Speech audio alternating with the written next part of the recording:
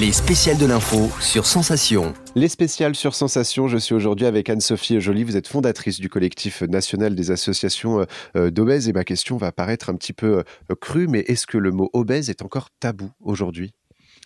Alors, oui, il est encore tabou parce que finalement, la population n'a pas envie de se retrouver avec cette étiquette, sur le corps, entre guillemets. Ceci étant, l'obésité, c'est en fait un langage médical qui permet de statuer. Vous êtes en stature normale, vous êtes en surpoids, vous êtes en obésité, vous êtes en obésité massive.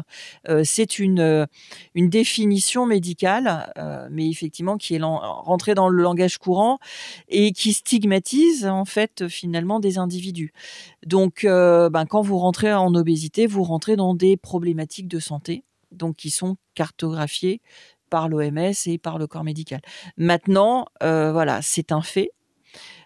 Comment on peut sortir de ça? Comment on peut dire: «Bon, voilà, j'ai un problème de santé, qu'est-ce que je dois faire? Qui je dois aller voir?»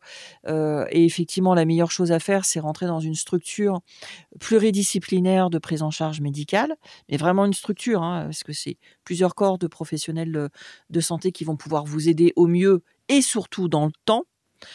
Parce que, si vous avez des capteurs, génétiques, les cellules ont une mémoire et vont vous garder cette mémoire de poids. Donc, plus vous montrez dans le poids, plus effectivement, j'ai envie de dire, le compteur va être bloqué. Plus vous ferez des régimes et plus ça sera une problématique. Alors justement, aujourd'hui, on parle beaucoup de l'obésité en fonction de l'IMC. Est-ce que l'obésité se calcule seulement à travers l'IMC d'une personne ?